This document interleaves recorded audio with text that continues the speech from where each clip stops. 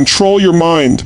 Say it out loud for a moment, even if only in your head. Control your mind. It sounds simple, almost too simple. But the entire direction of your life hinges on this single principle. Every decision you've ever made, every emotion you've ever felt, every success you've ever experienced or missed, all of it began in the invisible arena inside your head. And the moment you realize that the world around you is shaped by the world within you, everything changes. Not gradually, instantly. Most people wake up each day and let their mind drift wherever it wants, like a leaf being tossed around by wind. They react to moods instead of creating them. They respond to fear instead of redefining it. They surrender to habits instead of designing them. And then they wonder why life feels chaotic, inconsistent, or out of their control. But the truth is, life isn't out of their control. Their mind is. And when you don't command the mind commands you. You see, the mind is the most powerful force you'll ever possess. It can elevate you to levels of achievement you've never imagined. Or it can sabotage you before you ever begin. It can turn obstacles into opportunities or opportunities into excuses. It can make you feel unstoppable or unworthy. The difference isn't in what happens to you. The difference is in how your mind interprets it, stores it, and responds to it. Your mind can be your prison, or it can be your liberation. People often say things like, "I can't help how I feel." But feelings are not dictators, they're signals. And the moment you assume you're powerless against them, you've already surrendered the throne of your own life. Controlling your mind doesn't mean suppressing emotion. It means guiding it. It means deciding who you are even when your thoughts try to tell you otherwise. It means interrupting old patterns and installing new ones with purpose. Let me tell you something that might shock you. Your mind is constantly lying to you. Not because it's cruel, but because it's conditioned. Conditioned by years of fear, criticism, repetition, trauma, assumptions, failures, disappointments, and environments you didn't choose. You didn't wake up one day deciding to doubt yourself. You learned it. You didn't choose hesitation. It was taught. You didn't intentionally pick beliefs that shrink your potential. They were handed to you. But here's the turning point. What was learned can be unlearned. What was installed can be replaced. What was automatic can be rewired. Controlling your mind begins with awareness. You cannot change what you refuse to acknowledge. Start noticing the thoughts that drain you, the patterns that limit you, the stories that play on repeat so softly in the background you barely notice them, yet they shape every one of your actions. These stories sound like, what if I fail? What if I'm not good enough? What will they think of me? I don't know how. I don't deserve it. I don't have what it takes. These are not truths. These are echoes of an old identity you no longer need.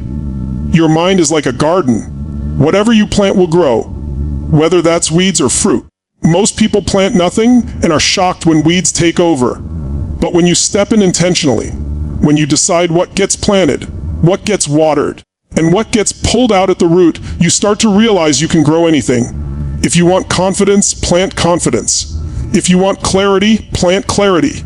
If you want courage, plant new actions that reinforce courage. Thoughts don't change by hoping. They change by conditioning. You don't control your mind through occasional inspiration. You control it through consistent identity-shifting repetition. The same way the world shaped your old thinking, you can reshape a new one. The reality is, your mind follows your focus. Whatever you focus on, you feel. Focus on what's missing and you'll feel empty. Focus on what's possible and you'll feel empowered. Focus on fear and you'll shrink. Focus on strength and you'll rise. Most people focus on what they can't control.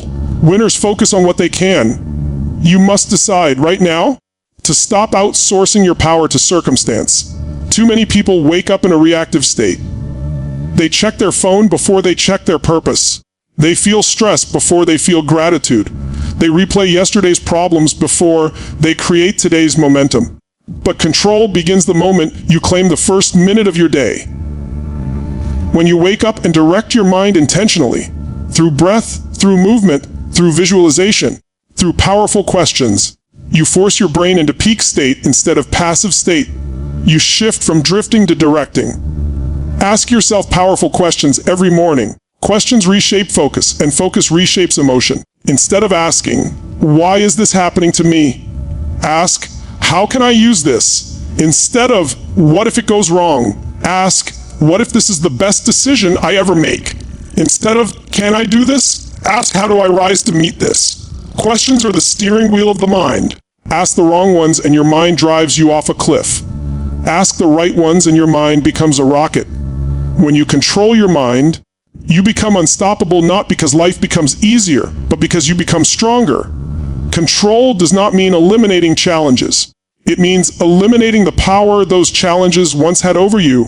It means no longer breaking under pressure, but rising because of it. It means trusting that discomfort is not a threat. It's a sign you're expanding your identity. Understand something deeply: the mind does not change through information. It changes through immersion. You can read, listen, study, and analyze, but the mind shifts only when you act. Action is the antidote to overthinking. Movement disrupts fear. When you take action before you feel ready, you're telling your mind that you, not your doubt, are the authority. Your mind fears the unknown, but your future lives in the unknown. Your mind seeks safety, but your greatness lives outside safety.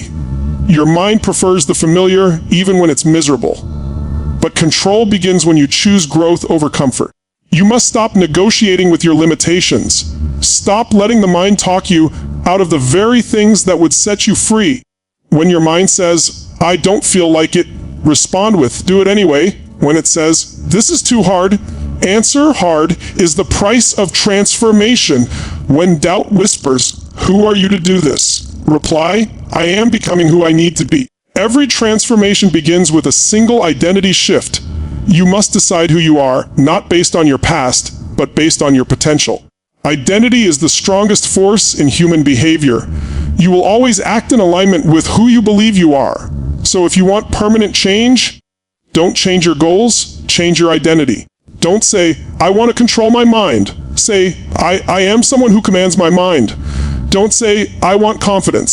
Say, I am confident and my actions reinforce it. Your mind listens to your language. Speak power and your mind will generate power. Speak limitation and your mind will obey that instead. You must become the guardian of your inner dialogue, because one unchecked sentence repeated enough times becomes a belief. And beliefs create your destiny. Control also means mastering your emotional state. Most people think emotions just happen. They don't. Emotions are produced by three things: your focus, your physiology, and the meaning you give to events. Change any one of these and your emotion changes instantly. If you stand like someone confident, breathe like someone confident, speak like someone confident, you activate the biology of confidence. The mind follows the body and the body follows the mind. They are not separate. They amplify each other. Meaning is everything. Nothing in life has meaning except the meaning you assign to it. The same event can destroy one person and strengthen another. The same failure can break someone or ignite someone. The difference is the story the mind chooses. When you control the story, you control the emotion. When you control the emotion, you control the action. When you control the action, you control the outcome. And when you control the outcome, you control your life. Think for a moment about the times in your life when you rose above your own expectations. When you overcame something you didn't think you could. When you surprised yourself with your strength or courage. Those moments weren't accidents. They weren't luck. They were glimpses of your true self, the self that emerges when your mind's limitations temporarily fall silent. Your goal is to make that version of you the dominant force, not the exception. To control your mind is to challenge your excuses relentlessly. It means refusing to let temporary emotions create permanent decisions. It means remembering that your mind is a tool, not a master. And like any tool, it becomes more powerful the more skillfully you use it. You must train your mind the way an athlete trains their body, with discipline, repetition, intensity, and purpose. If you wait until you feel like training, you'll never get strong. If you wait until you feel like controlling your thoughts, you'll never take control. Consistency is king. Rituals create results. Standards create identity. You rise to the level of what you repeatedly practice, not what you occasionally desire. Every time you interrupt a negative thought and replace it with a stronger one, you're rewiring your brain. Every time you take action despite fear, You're carving a new mental pathway. Every time you choose discipline over comfort, you're strengthening your inner authority. And eventually, the old patterns lose power, not overnight, but inevitably. You must also protect your mental environment. Who you surround yourself with influences how you think. What you consume influences what you believe. The conversations you entertain, the media you absorb, the voices you listen to. These are mental nutrients. Some nourish you, some poison you. If controlling your mind matters to you, then guarding your environment is non-negotiable. You cannot rise while your environment pulls you down. At some point, you have to draw a line in the sand and decide that your mind belongs to you, not to fear, not to the past, not to the opinions of others, not to old identities that no longer fit. Your mind is your kingdom. Govern it. Your mind is your engine. Drive it. Your mind is your weapon. Aim it. And understand this: controlling your mind does not make life perfect. It makes you powerful.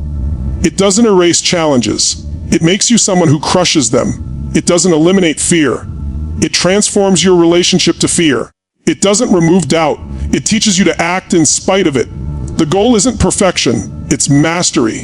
And mastery is a lifelong practice. Right now, you have a choice. You can go back to letting your mind lead you into hesitation, insecurity, and limitation. Or you can step forward and take the throne. You can decide that from this moment on. You are no longer the passenger, you are the driver. You are no longer the echo of old experiences.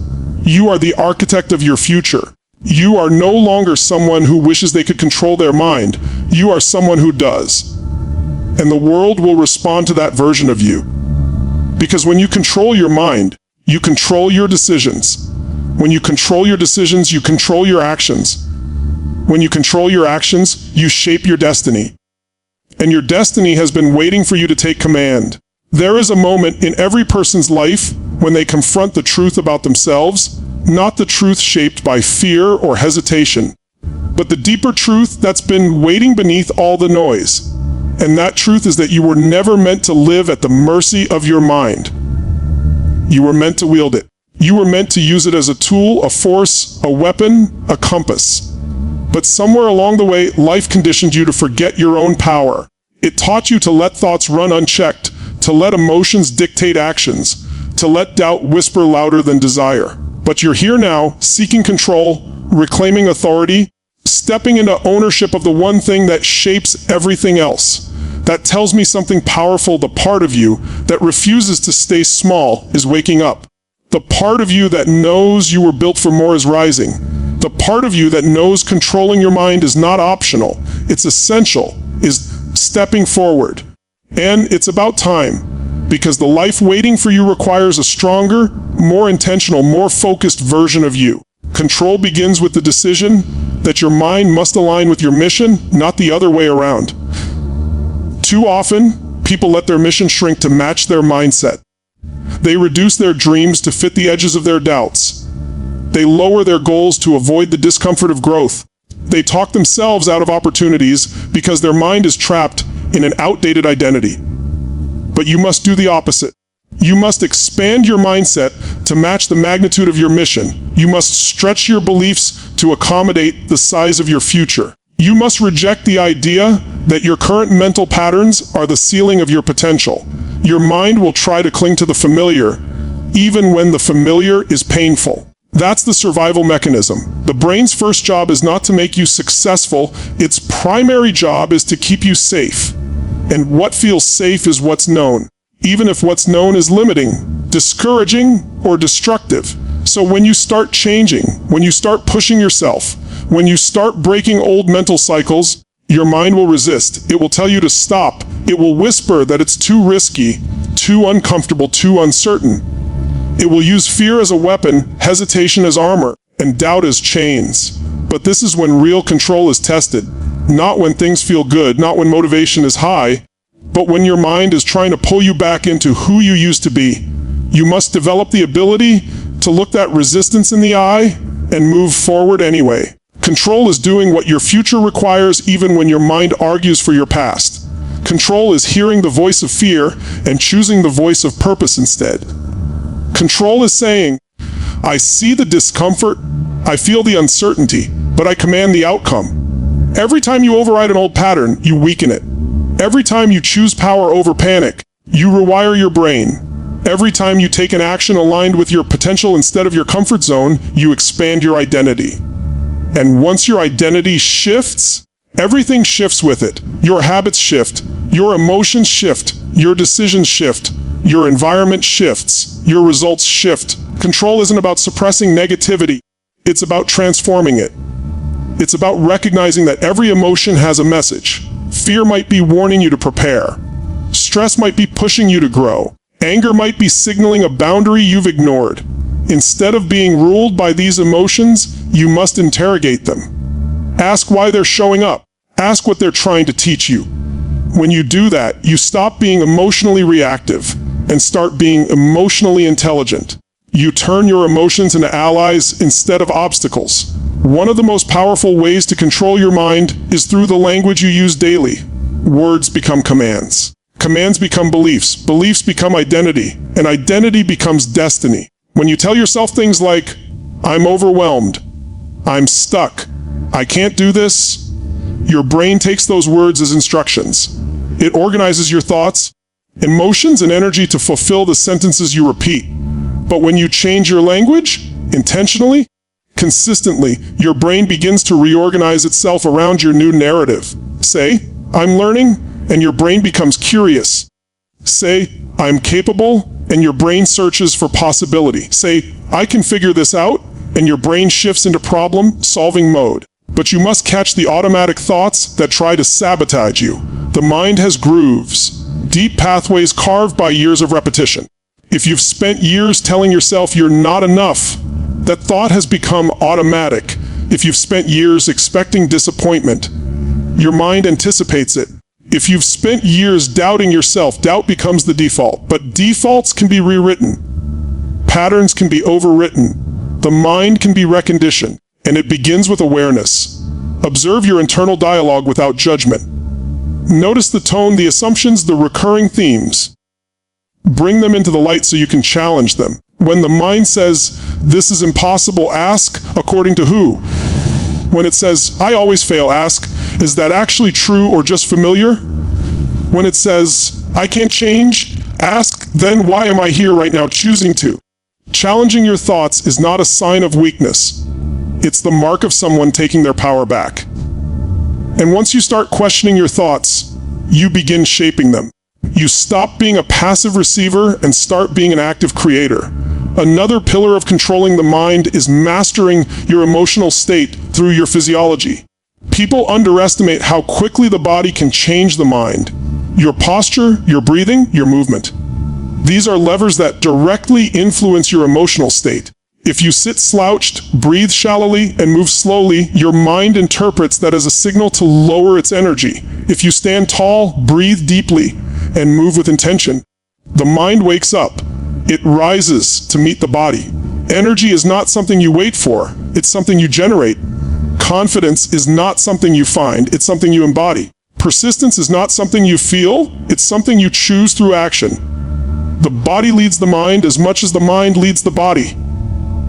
When you move with power, your mind follows. When you use your voice with certainty, your mind listens. When you breathe with fullness, your mind stabilizes. Controlling your mind also means controlling your focus. Where focus goes, emotion flows. And where emotion flows, action follows. Most people waste mental energy focusing on what they can't change, what might go wrong, or what already went wrong. They drain themselves imagining worst-case scenarios. They rehearse failure before ever attempting success. They replay past pain until it becomes present suffering. But focus is a choice. You can choose to focus on solutions instead of problems. You can choose to focus on what you can influence instead of what you can't. You can choose to focus on your progress instead of your shortcomings. You can choose to focus on the future you are building instead of the past you are breaking free from. The moment you shift your focus, your entire emotional state changes. That shift leads to new actions. Those actions lead to new results. Those results form new beliefs. And those beliefs reinforce a new identity. Control your focus, and you control the chain reaction that shapes your destiny. And then there is the environment around you. The people, Voices, habits, and routines that feed your mind daily. You cannot control your mind consistently if your environment constantly contradicts your goals. If you surround yourself with negativity, you eventually absorb it. If you stay around people who settle, you start shrinking. If you are always in noise, your mind cannot think clearly. If you constantly consume chaos, your mind becomes chaotic. Protect your environment like your life depends on it, because it does. Your mindset is influenced by everything you allow into your mental space. Be ruthless with your boundaries. Not rude, ruthless. That means saying no when you need to.